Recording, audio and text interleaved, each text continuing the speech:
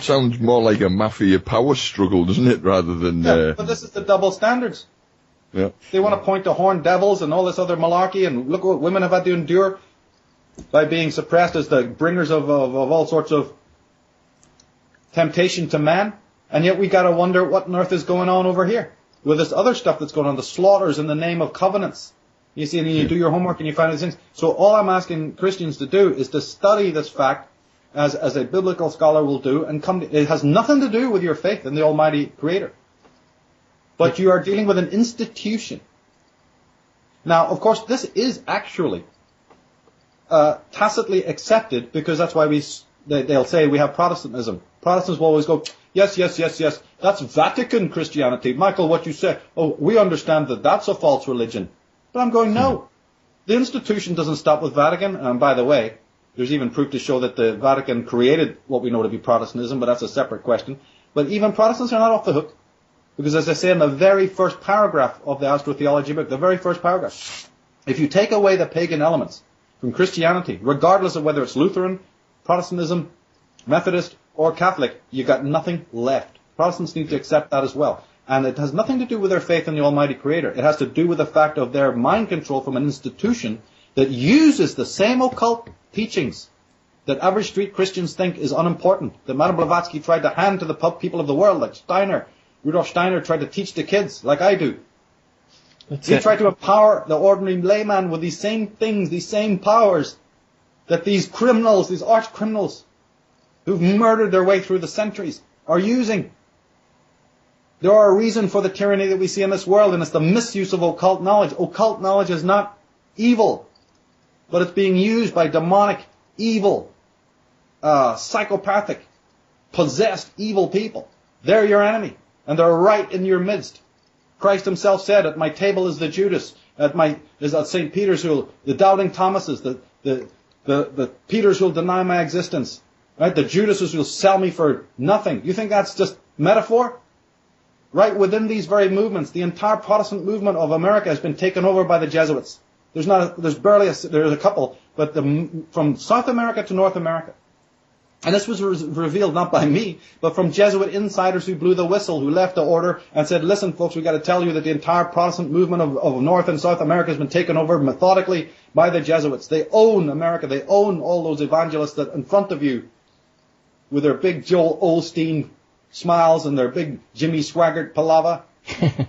Right? And this other creature that dropped dead, what's his name? This Pat Robertson and this other cretin. These 33rd degree Masons controlled by Jesuitism, the symbolism is all there, leading you down into false Christianity. Christianity, clean your own house. You've got the Lucifers inside. You don't need to be worrying about what Michael Tsarion is doing. He's got, his little cart he's pushing over here.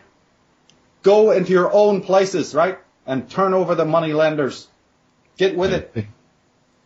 Exactly. We're big on that here. We fiat currency, debt-based economy. There's a lot of answers to our problems there.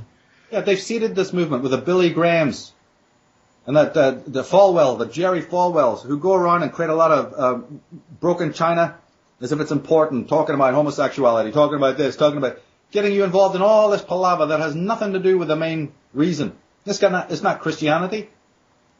And one of these whistleblowers that I'm talking about, Father Alberto, was a close friend of Abraham Lincoln.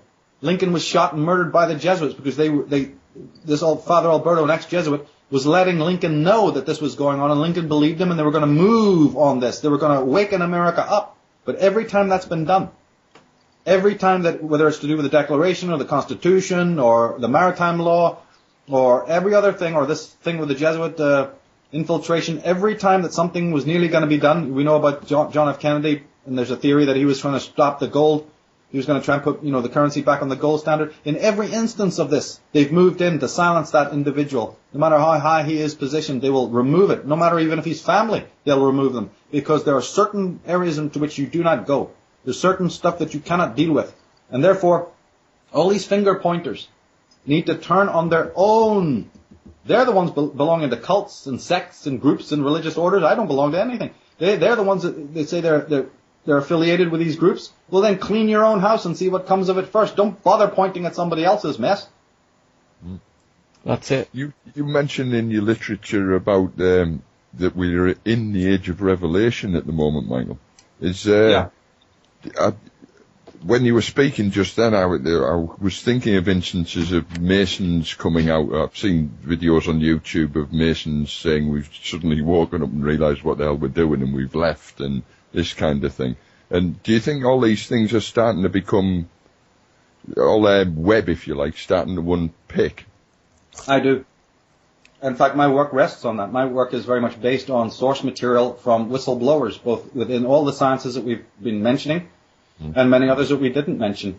And I think it is true that within certain organizations there have been sizable whistleblowers. This even works for generals in the military, members of the British establishment who have known things. First name that jumps to mind, of course, is Dr. John Coleman. I mean, this guy was deeply embedded in, the MI6, MI5 being homegrown British intelligence, MI6 being foreign affairs. This man saw with his own eyes. His story started in South Africa where he saw for your eyes only documents and even higher status of secrecy documents. He again, by accident, happened to see these documents that showed him, oh my God, the British government is not in South Africa for the reasons that we're told. These Mugabes and these communists are not enemies. They're being put there by the very people I'm working for. Boom! Your life changes forever. Your vision of the world changes forever. What happened to my life when I discovered that the so-called freedom fighters of Ireland, not all, but some of the top brass behind these so-called Republican movements were not only Masonic, and this goes right back into the 1700s with Theobald Wolfe-Tone and Thomas Russell, and those characters, but it goes up into the more 19th century with these creatures like a De Valera and many others. These people, I have a strong belief, were already in bed with the British establishment. I wrote that in my article on the occult history of Ireland. That's going to be another bonus for the DVDs we're talking about earlier. This will be in that. There'll be a bonus disc on that as well about the occult history of Ireland. So what do you think my life is when I suddenly realize, conflict control, it's right there over the Masonic headquarters, and no better place than Ireland can you see it in working. And it's an incredible story, that just alone, of how they to divide and rule that land, not just the Jesuit presence that controls a lot of it, but the very fact that the British establishment paid henchmen to pose as Republicans. And there's an incredible story there, you see, that connects to the Carbonari, a very important occult secret society, which connects to the French Freemasons and all the rest of it. That'll be fascinating reading, for me at least. And it just connects to your point. Yes, I learned that from insiders.